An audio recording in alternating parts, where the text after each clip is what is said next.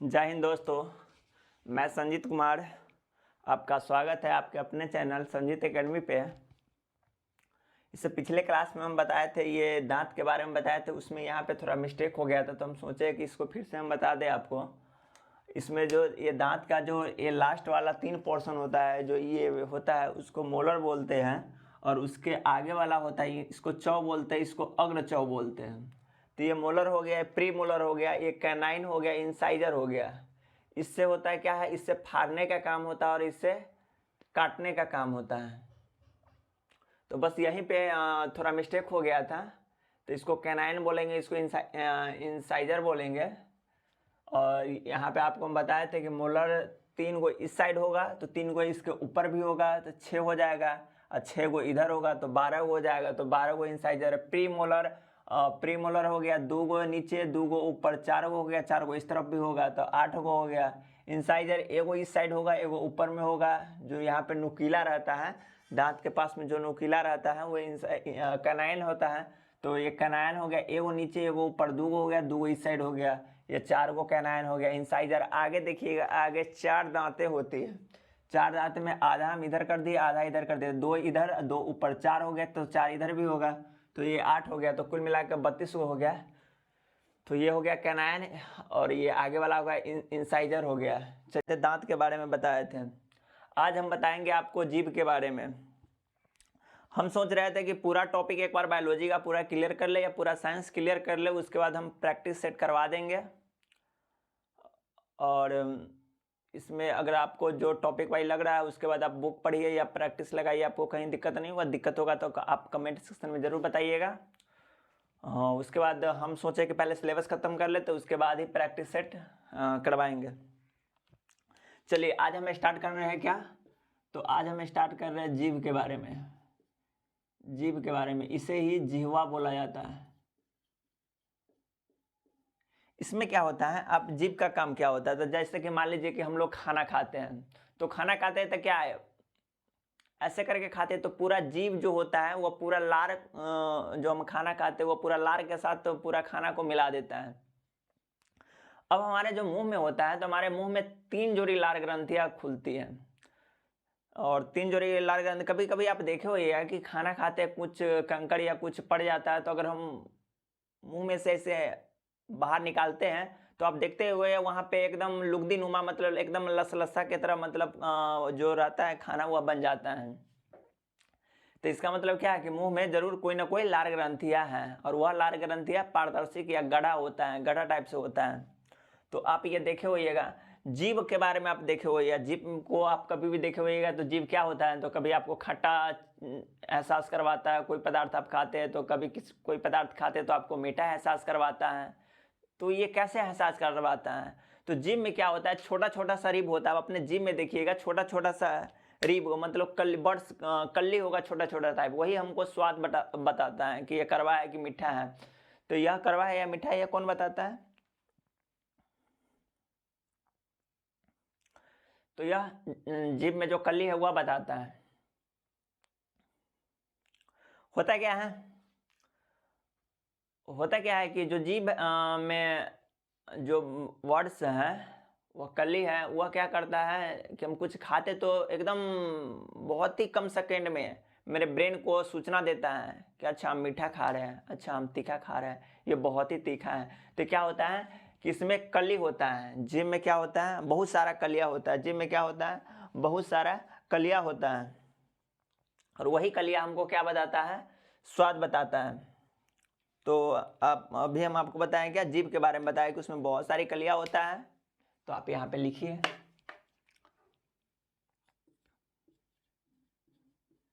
इसमें बहुत सारे कली, इसमें बहुत सारे कली होता है। कली का मतलब क्या होगा, वर्ड्स हो गया, इसमें बहुत सारे वर्ड्स हो गया, कली होता है। इसमें बहुत सारे कली होता है जो हमारे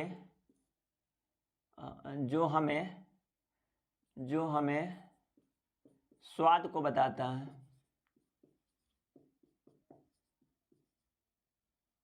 स्वाद को बताता है। तो इसमें बहुत सारे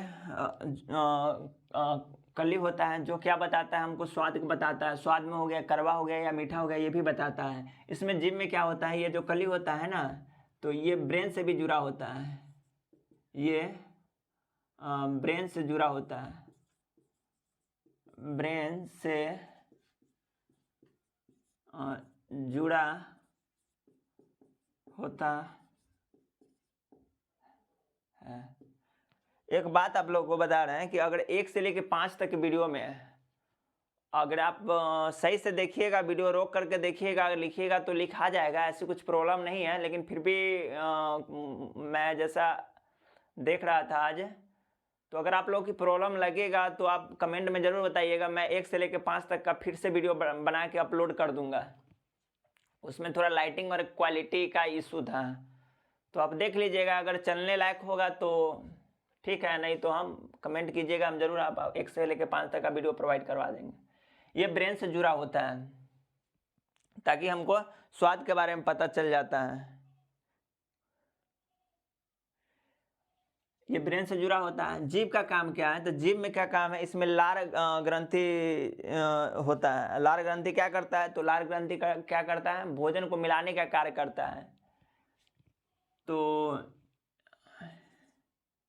जीभ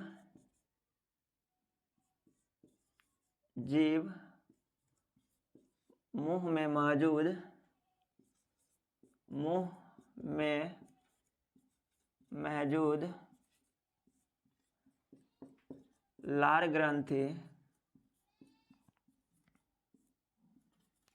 लार ग्रंथि को भोजन में मिलाने का कार्य करता है। जीवे का काम ना है कि लार ग्रंथि रहता है, उसका भोजन का करके मिलाते हैं। लार ग्रंथि को भोजन में मिलाने का कार्य करता है।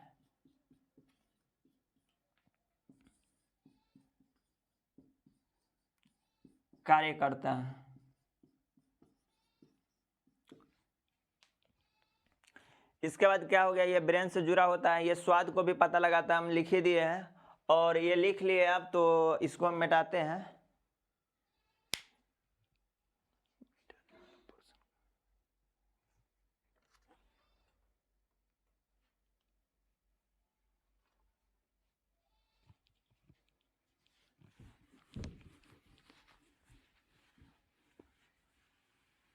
अब हम जीभ के आपको फोटो बना के बताते हैं कि कोई भी सामान हम कहाँ पे खाते हैं तो मीठा प्रतीत होता है और कहाँ पे खाते हैं तो खट्टा प्रतीत होता है।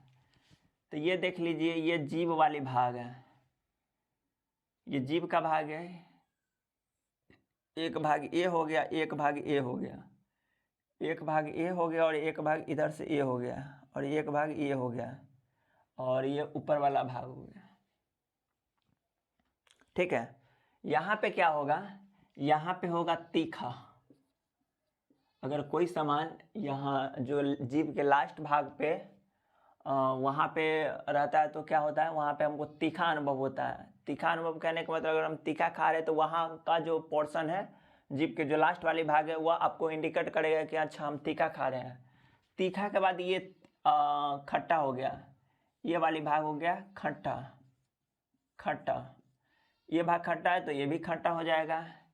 उसके बाद ये भाग हो गया नमकीन और ये वाली भाग हो गया क्या, मीठा। तो आगे वाली भाग क्या होगा, मीठा। ऊपर वाले भाग क्या होगा, नीचा। ये वाले भाग क्या होगा, खट्टा। ये नमकीन होगा, ये मीठा हो गया। ये बीच वाली जो भाग है इसमें स्वाद का पता ही नहीं चलता है, इसमें स्वाद का पता ही नहीं चलता है, स्वाद का पता ही नहीं चलता है।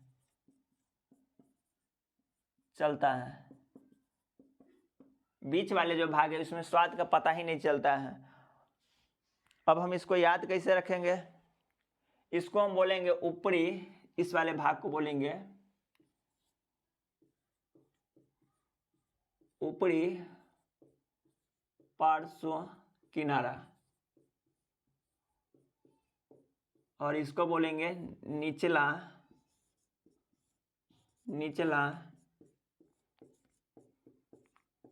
पार्श्व किनारा, किनारा। अब हम इसको याद कैसे रखेंगे? तो देखिए आप तीखा याद रखिएगा। क्या याद रखिएगा? अब तीखा याद रखिएगा। तीखा, तीखा जो सबसे ऊपर में है, जो तीखा याद रखिएगा। तीखा, तीखा के अंत में क्या है? ख है, ख। तो यहाँ क्या आ जाएगा? खट्टा। खट्टा के बाद आप क्या याद रखिएगा? नमकीन। नमकीन के बाद सबसे नीचे होगा, उसको कैसे याद रखिएगा? मीठा। आपको ऊपर में ही दिक्कत होगा कि सबसे ऊपर क्या होता था, याद रखिएगा तीखा। उसका इस दोनों में कन्फ्यूजन आपको होगा कि नमकीन ऊपर होगा कि नीचे होगा। तो देखिए यहाँ पे क्या, खट्टा, ख से खट्टा, सॉरी तीखा, तीखा ख लास्ट में है तो ख से स्टार्ट हो जाएगा। तो ख और ख यहाँ पे हो जाएगा। तो खट्टा, तीखा, तीखा के बाद खट्टा, खट्टा के बाद क्या, उसका छोटा रूप हो गया नमकीन। नमकीन के बाद क्या होगा? मीठा। बीच वाले भाग में आपसे पूछेगा कि जीभ के बीच वाले भाग में क्या होता है? तो जीभ के बीच वाले भाग में स्वाद का कोई पता नहीं चलता है। और नीचे वाले भाग में क्या, मीठा पता चलता है, जिसको शीर्ष पॉइंट भी बोलते हैं। इसको आधार बोलेंगे, आधार। और इसको शीर्ष बोलते हैं, इसको शीर्ष बोलेंगे।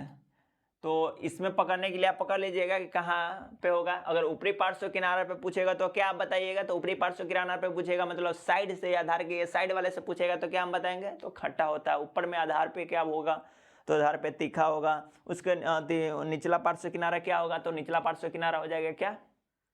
नमकीन होगा। सबसे नीचे क्या होगा? मीठा होगा। आपसे एग्जाम में पूछेगा कि जीभ के बीच वाले भाग में कौन सी, किस स्वाद का पता चलता है? तो कोई भी स्वाद का पता नहीं चलता है। तो जीभ के बारे में पढ़ लिए। इसके बाद हम लिखेंगे क्या? स्टार लगा के लिखिएगा।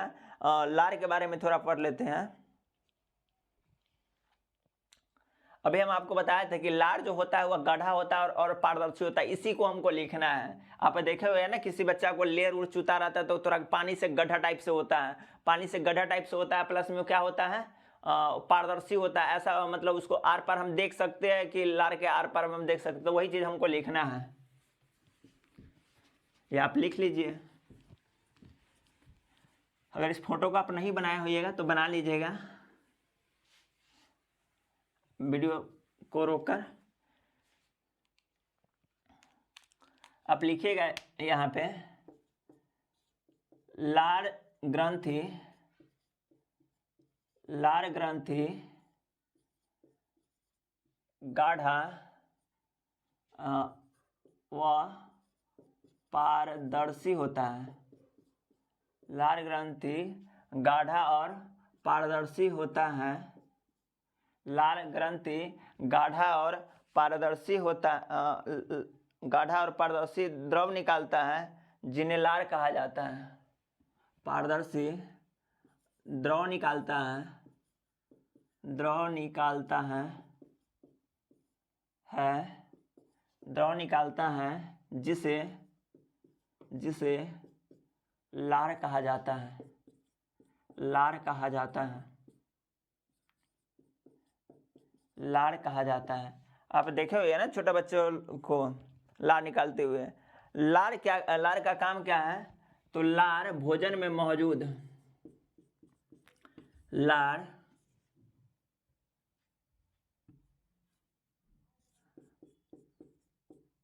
लार भोजन में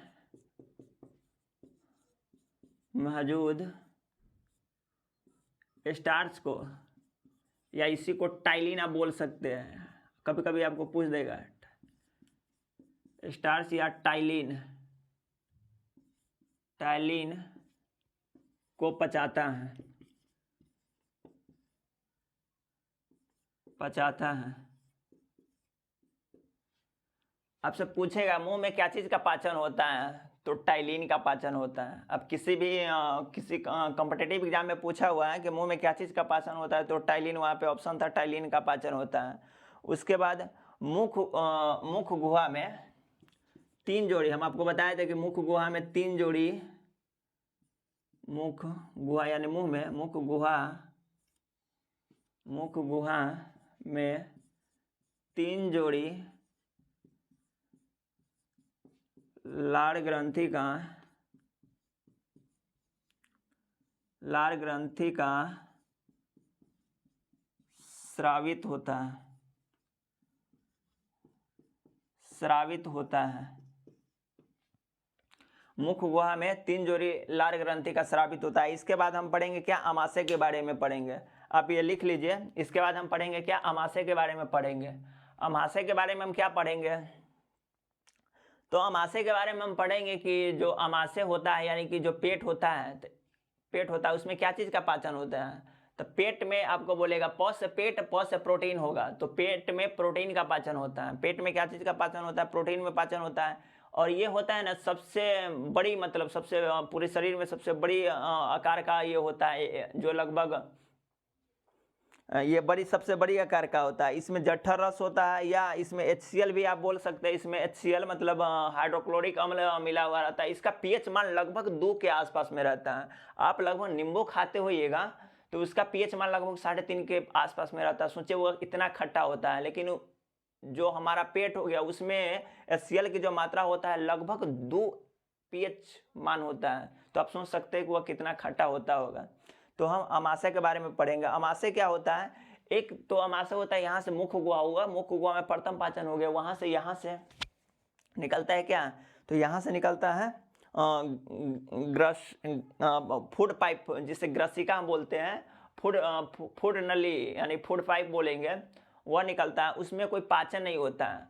तो एक सिरा से तो पेट का एक सिरा यानी आमाशय के एक सिरा से फूड नली जुड़ा हुआ था, दूसरा सिरा से कौन जुड़ा रहता है, तो छोटी आंत जुड़ा हुआ रहता है। यह जे आकार में होता है। पेट जो हमारा होता है ना, आमाशय होता है, वह जे आकार के में होता है। इसमें क्या जठरस होता है, यह प्रोटीन का पाचन करता है। वही चीज़ हम अब आगे हम आपको फोटो बना के बताएंगे। इसको आप वीडियो रोक कर लिख ही लीजिएगा।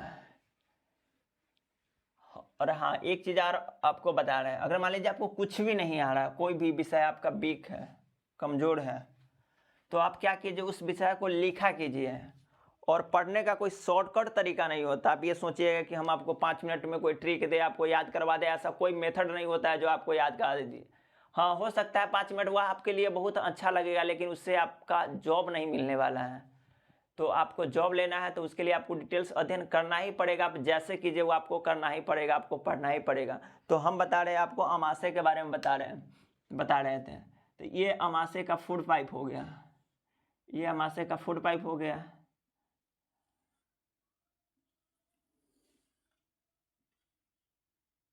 ये आमाशय का फूड पाइप हो गया। इसमें क्या होता है,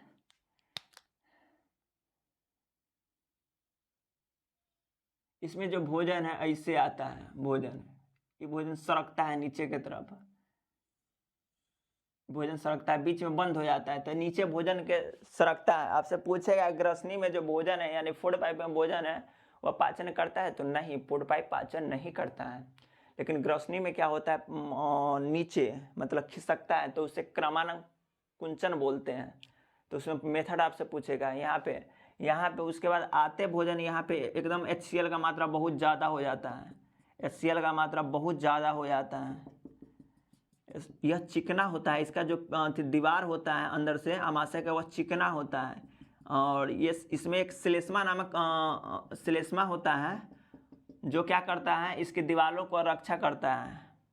श्लेष्मा जो होता है वह क्या करता है, दीवारों का रक्षा करता है। यह प्रोटीन का पाचन करता है, प्रोटीन का पाचन करता है। प्रोटीन का पेट, प से पेट, प से प्रोटीन, तो पेट क्या चीज़ का पाचन करेगा, प्रोटीन का पाचन करेगा। तो आइए हम आमाशय के बारे में लिखते हैं।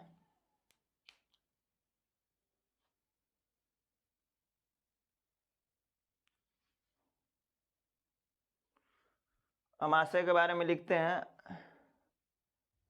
इससे पहले, आमाशय से पहले हम फूड पाइप के बारे में पढ़ लेते हैं।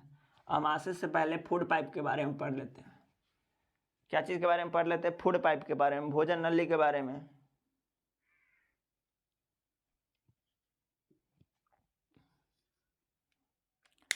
क्या, भोजन नली,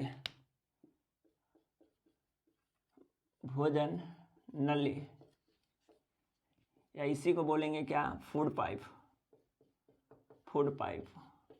ठीक है, ये क्या करता है, तो ये मुख गुहा से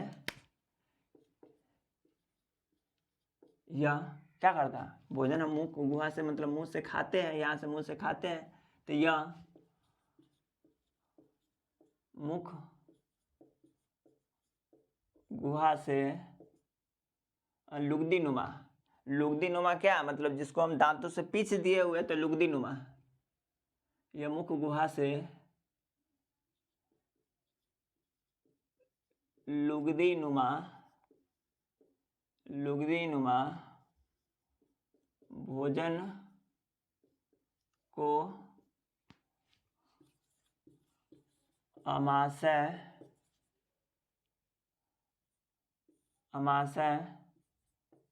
तक पहुंचाता है। उसके बाद क्या हो गया, इसमें किसी भी तरह का पाचन नहीं होता है, तो आप लिख लीजिए इसमें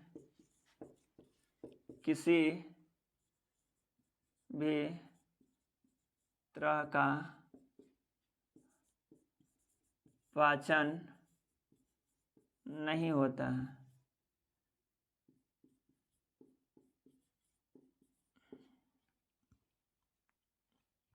ये लिख लीजिए। इसके बाद हम आमाशय के बारे में पढ़ेंगे।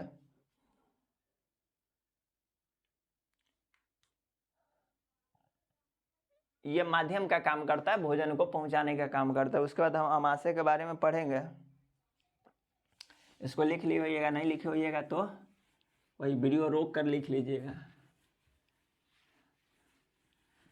ऐसा इसलिए बोलते हैं ना कि होता है क्या है कि आप ऑनलाइन हैं तो वीडियो रोक कर लिख सकते हैं, और हम चाहते रहते हैं कि बहुत छोटी से छोटी वीडियो बनाएं, लंबी वीडियो ना हो। इसके बाद हम पढ़ेंगे क्या, आमाशय के बारे में। आमाशय के बारे में हम पढ़ेंगे। अब आमाशय में क्या होता है, तो अभी आपको हम आमाशय के बारे में बताए कि है, तो लिखिए यहाँ पे आप, ये जे आकार का होता है। ये जे आकार के होता है। ये जे आकार के होता है। इसका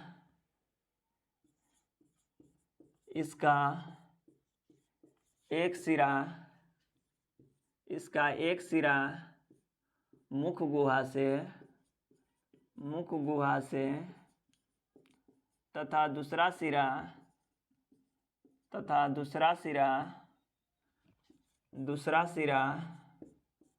छोटी आंत से जुड़ा हुआ रहता है। छोटी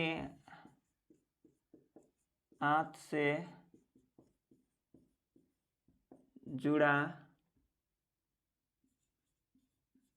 हुआ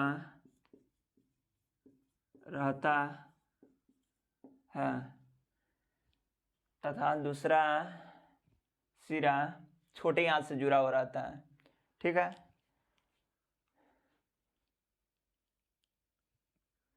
इसके आंतरिक सतह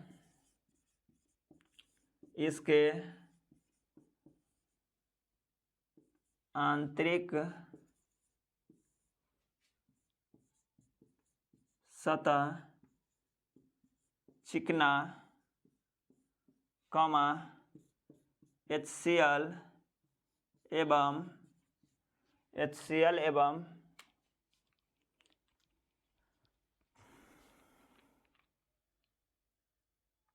पाचक रस निकालती है।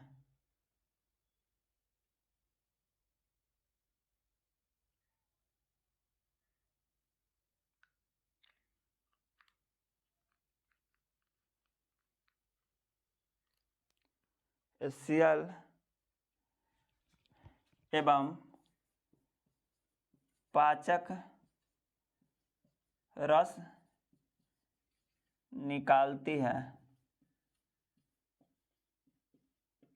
HCl एवं पाचक रस निकालती है, लिखिए आप इसको।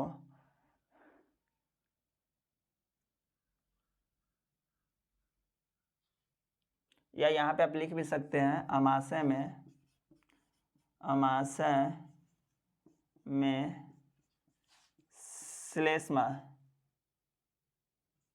श्लेष्मा HCl एवं कार्बोहाइड्रेट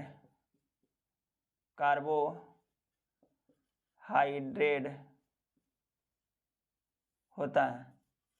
नीचे नहीं दिख रहा होगा तो आप ऊपर लिख लीजिएगा, हम बोल दिए आमाशय में श्लेष्मा, हाइड्रोक्लोरिक अम्ल एंड कार्बोहाइड्रेट पाया जाता है।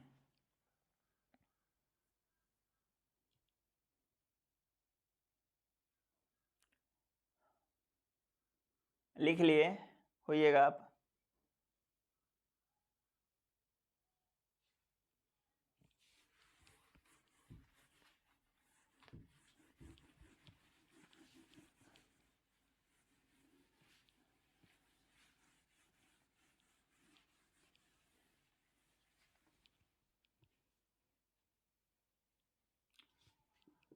ये मतलब आमाशय पूरे शरीर का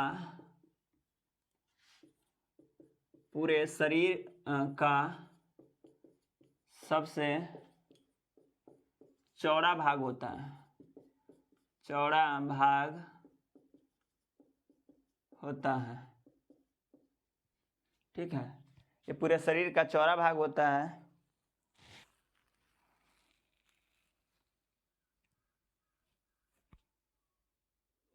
ये भोजन को अम्लीय कर देता है। अब स्वाभाविक बात है कि जब उसमें HCl का मात्रा होगा, जो लगभग कितना HP होता है, लगभग 1.5 से 2 HP pH का मान होता है उसका, तो स्वाभाविक बात है कि वो अम्लीय हो जाएगा। तो ये आप फोटो जरूर बना लीजिएगा, ये फोटो बना लीजिएगा। आपको हम हम अभी फोटो बना रहे हैं, उसमें हम बताए थे आपको कि ये मुख्य गुहा होता है, ये मुख्य गुहा होता है, ये पाइप हो गया, ये आपको पाइप हो गया। यहाँ के बाद हम आपको बताए थे ये बताए थे, और उसके बाद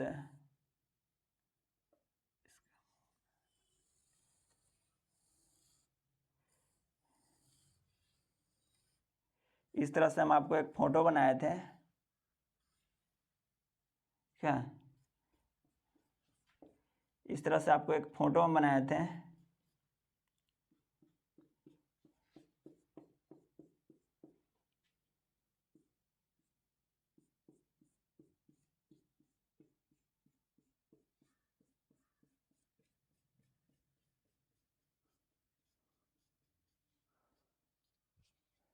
ये मुख्य गुहा हो गया, मुख्य गुहा के बाद क्या हो गया, ये ग्रसनी हो गया, ये पेट हो गया जो प्रोटीन का पाचन करता है, जो प्रोटीन का पाचन करता है।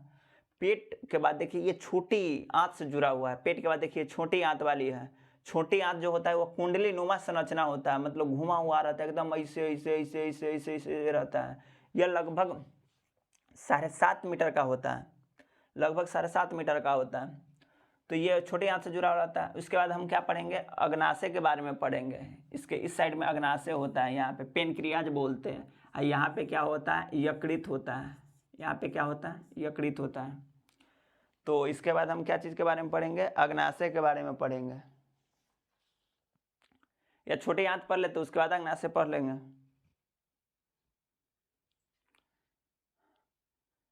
चलिए ये फोटो इसको मिटा देते हैं।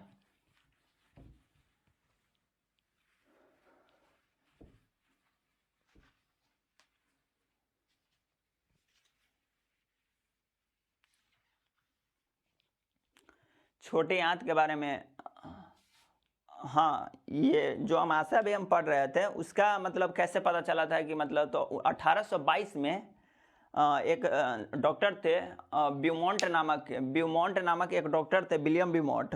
जो 1822 में क्या हुआ था, एक सैनिक का गोली लगा हुआ था, तो वह उसका सर्जरी ऑपरेशन कर रहे थे। तो उसमें देखे कि इतना ज़्यादा अम्लीयता इसमें इतना ज़्यादा अम्लीयता, तो वही प्रथम बार इसका खोज किए हुए थे कि पेट में इतना ज़्यादा अम्लीयता का मान होता है। तो आप नीचे लिख लीजिएगा कि सर्वप्रथम इसका खोज विलियम ब्यूमॉन्ट नामक वैज्ञानिक किया था, आमाशय का खोज। तो यहाँ पे लिख लीजिए आमाशय का खोज, आमाशय का खोज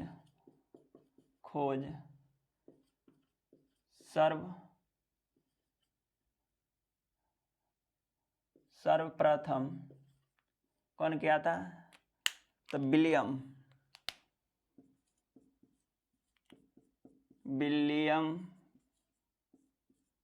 ब्यूमॉन्ट ने किया था, विलियम ब्यूमॉन्ट ने किया था कितना में, तो 1822 में। स्टार लगा के लिख लीजिए क्योंकि भाई नोट देखे उसके बाद हम छोटी आंत के बारे में पढ़ेंगे। छोटी आंत में हम आपको कल बताए थे कि उसमें DGI होता है। हम आपको बोले थे कि DGI के बारे में आगे हमको पढ़ना है।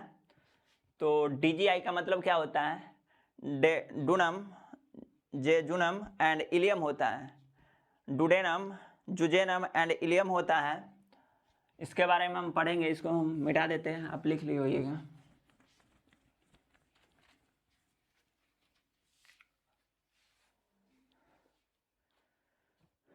छोटी आंत के बारे में हम पढ़ रहे हैं। छोटी आंत के बारे में पढ़ रहे हैं। छोटी आंत क्या है? तो मान लीजिए यहाँ से जो पेट आया रहता है, उसके बाद यहाँ से ये होता है, यहाँ से आता है, यहाँ से इसी तरह की संरचना रहता है। उसके बाद बड़ी पाइप से मिल जाता है। तो इसी में क्या होता है? DJI, इसको बोलते हैं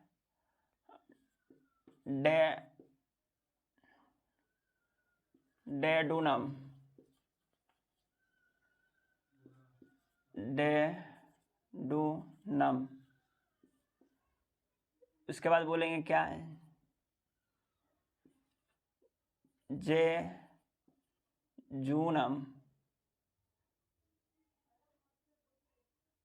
डेडूनम, डुडेनम होता है, सॉरी डुडेनम होता है।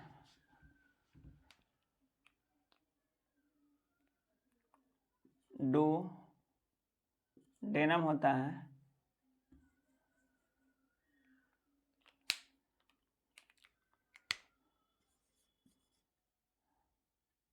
डुडेनम होता है। और उसका क्या होता है? जुजेलम होता है। इसको क्या बोलेंगे? जुजेनम। एक होता है, क्या होगा? इलियम। इलियम होता है। तो ये होता है। इसका काम क्या है? ये सबसे पहले हम लिखेंगे क्या? ये होता है आंतरिक, मतलब कुंडली आकार की इसकी रचना होता है। कुंडली आकार की रचना होता है। छोटी आंत में यकृत और अग्नाशय दोनों आके मिलता है। ये जो यकृत हो गया, ये भी आके कहाँ खुलता है? छोटी आंत में। या ये भी आके कहाँ खुलता है? छोटी आंत में भी। तो इस दोनों के पास भी, यकृत के पास भी पाचक होता है, और इसके पास भी पैनक्रियाज यानी अग्नाशय के पास भी, अग्नाशय है ये अग्नाशय। इसके पास भी होता है, इसके पास होता है लैट। लैट के बारे में आपको हम बताएंगे आगे। तो ये दोनों पाचक होता है। यह कहाँ होता है? खुलता है तो दोनों छोटी आंत में खुलता है। छोटी आंत के पास खुद पाचक आंत होता है, मतलब पाचक क्रिया होता है इसमें। छोटी आंत में भी होता है। तो इसके बारे में हम लिखेंगे।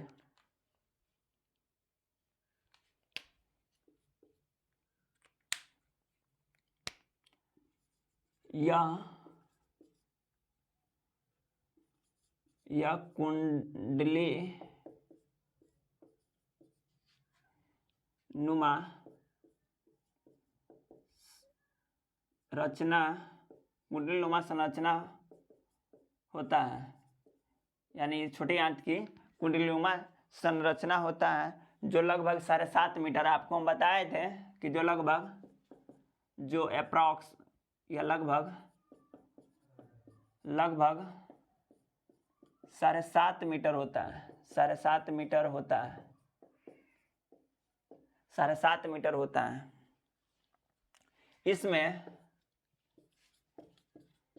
इसमें यकृत एवं अग्नाशय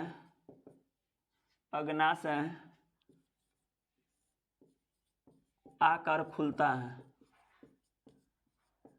अग्नाशय रस आकर खुलता है। अग्नाशय रस आकर खुलता है। ठीक है। उसके बाद हल्का हम इसको साफ करेंगे।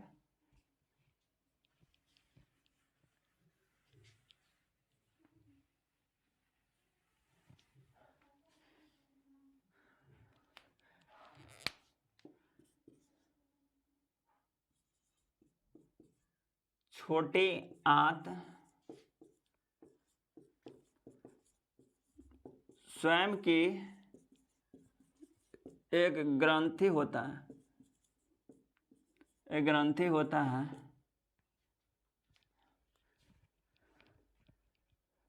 एक ग्रंथि होता है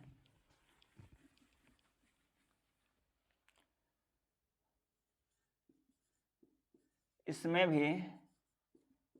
भी पाचक रस होता है। पाचक रस कहने का मतलब पचाने वाला रस होता है। ठीक है, इसके बाद हम यकृत के बारे में पढ़ेंगे, लीवर के बारे में पढ़ेंगे। ये यहाँ पे जो बताए थे लीवर होता है, ये लीवर के बारे में पढ़ेंगे, मतलब यकृत के बारे में पढ़ेंगे। तो यकृत लाल और भूरे रंग का होता है। ये क्या होता है? लाल और भूरे रंग का होता है, जो कि उदर गुहा के दाहिने तरफ होता है, मतलब अमाशय के दाहिने तरफ होता है। तो बस जो हम बोल रहे हैं वही लिखना रहता है।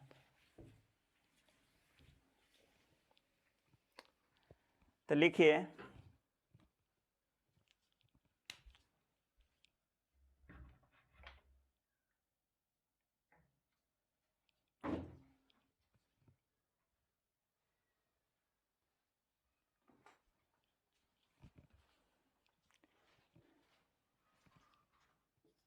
यकृत के बारे में पढ़ेंगे।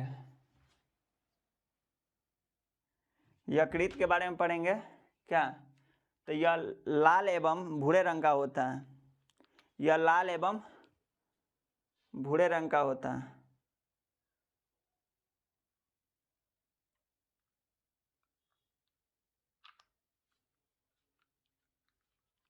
यह लाल एवं भूरे रंग का होता है। यह लाल एवं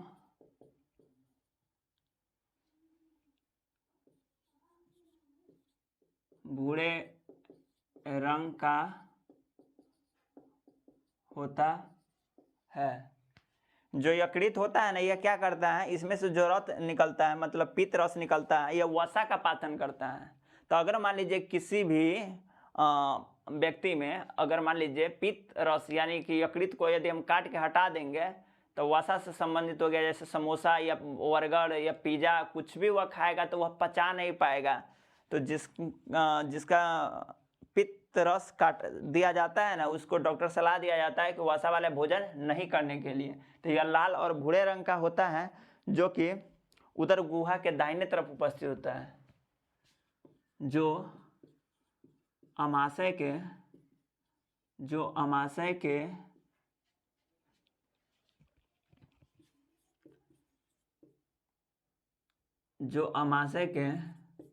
दाहिने तरफ होता है, दाहिने तरफ होता है। यह आकर, यहाँ पे लिखिए, यह आकर मतलब कौन आकर? यकृत आकर, यह आकर छोटी आंत में मिलता है, छोटी आंत में मिलता है। यह आकर कहाँ मिलता है? छोटी आंत में मिलता है। उसके बाद क्या होगा? यह सबसे बड़ी ग्रंथि है, जो लगभग 1.5 kg का होता है। यह सबसे बड़ी ग्रंथि है, शरीर में सबसे बड़ी ग्रंथि है, जो लगभग 1.5 kg का होता है। तो यकृत के बारे में पढ़ रहा है। यह सबसे बड़ी ग्रंथि है, यह सबसे बड़ी ग्रंथि है, जो 1.5 kg का होता है। ठीक है, तो यह सबसे बड़ी ग्रंथि। दूसरी सबसे बड़ी ग्रंथि हो गया कौन? अग्नाशय होता है। और यह सबसे बड़ी ग्रंथि हो गया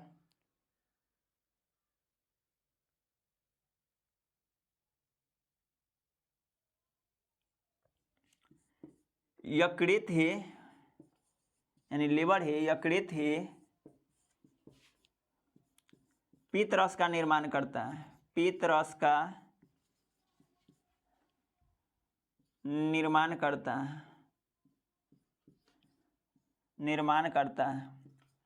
ये जो पीत रस होता है ना, इसे बाइबल बोलते हैं। यह होता है येलो कलर या ग्रीन कलर का होता है। जो पीत रस होता है वह येलो या ग्रीन कलर का होता है और यह वसा को पचाने में कार्य करता है। तो उसी चीज को हम आगे लिखेंगे। यकृत ही पित्त रस का निर्माण करता है। ठीक है, यहाँ पे या लिखे लीजिए, यकृत रस का निर्माण करता है।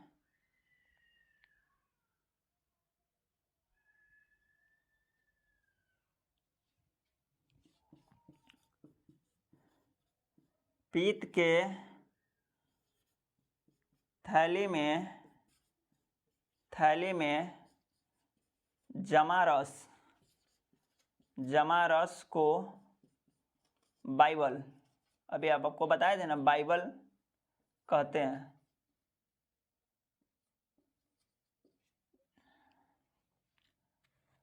और उस बाइबल के बारे में हम बता रहे हैं आपको। इस बाइबल के बारे में आपको हम बता रहे हैं।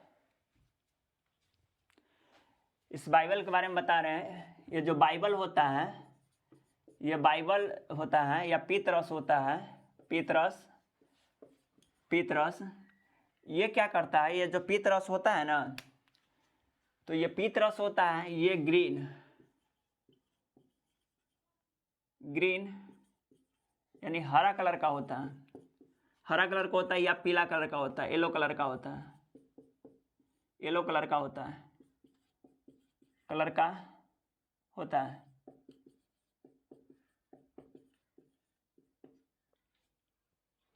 येलो कलर का होता है।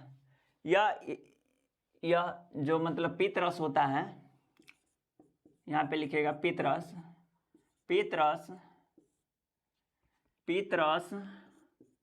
क्या करता है? तो यह वसा को पचाता है। पीत रस वसा को पचाता है। यह वसा को पचाता है। तो यकृत के बारे में हो गया। इसके बाद हाँ, हम आपको बताए थे कि मान लीजिए अगर किसी व्यक्ति में से यकृत को काट के हटा दिया जाए या यकृत किसी का खराब हो गया है, तो डॉक्टर उसको सलाह दिया जाता है कि वसा वाले भोजन नहीं खाने के लिए। तो आप इसको नोट्स में लिख लीजिए। यहाँ पे एक नोट्स बना के लिख लीजिए।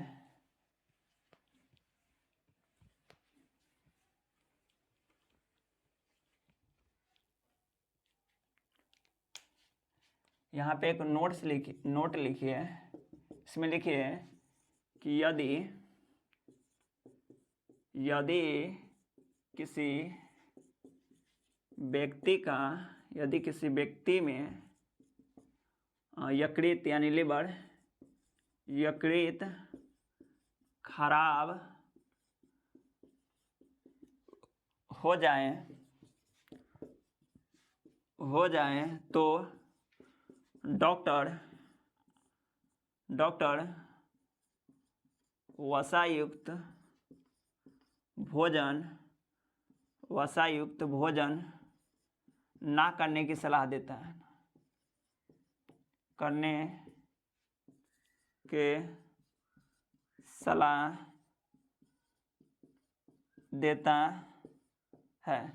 अब ना करने का सलाह इसलिए देता है क्योंकि उसका लीवर में जो पीत रस होता है, वह क्या करता है? वही खराब हो जाता है। अब पीत रस क्या करता है? तो वसा का पाचन करता है। और जब वसा का पाचन करता है वही खराब हो गया, तो मान लीजिए समोसा खाएंगे, बर्गर खाएंगे तो पचवे नहीं करेगा, मोमोज खाएंगे ये सब पचवे नहीं करेगा।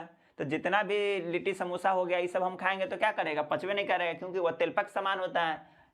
और हम आपको वसा को पहचानने की विधि बताए थे कि वसा को हम कैसे पहचानेंगे। किसी भी पेपर पर आप उस पदार्थ को रखिएगा, अगर वह छाप छोड़ दिया यानी तेलपक आ गया, तो आप समझिए कि अपरभर्शी कर वह पारदर्शी तौर पे हल्का रहेगा। तो आप समझ जाइए क्या है कि मतलब वसा के बारे में है, उसको बोलते हैं। इसके बाद हम पढ़ेंगे क्या? तो इसके बारे में पढ़ेंगे हम अग्नाशय के बारे में। अग्नाशय के बारे में इसके बाद हम पढ़ेंगे। अग्नाशय के बाद उसके बाद हम अग्नाशय के बारे में पढ़ेंगे। तो अग्नाशय के बारे में हम आपको बता देते हैं, जैसे कि अग्नाशय में क्या पढ़ेंगे या अग्नाशय के बारे में कल पढ़ लेंगे। आज इतना ही पढ़ेंगे, उसके बाद हम अग्नाशय के बारे में कल पढ़ लेंगे। हाँ, आपको हम बता रहे हैं कि अगर आपको वीडियो अगर अच्छा लगे तो बहुत मेहनत लगती है, तो आप लोग शेयर सब्सक्राइब जरूर कीजिएगा। नहीं अच्छा लगे तो आप सब्सक्राइब नहीं कीजिएगा, आप कमेंट में सुझाव जरूर दीजिएगा। अगर आपको अच्छा लग रहा है तो आप शेयर ज़रूर कीजिएगा, क्योंकि हम अपनी इसमें पूरी 100% आपको दे रहे हैं। इसके बाद हम आपको प्रैक्टिस भी करवा देंगे। तो इतना ही, चलिए आज के लिए धन्यवाद, जय हिंद। फिर मिलते हैं आपसे कल।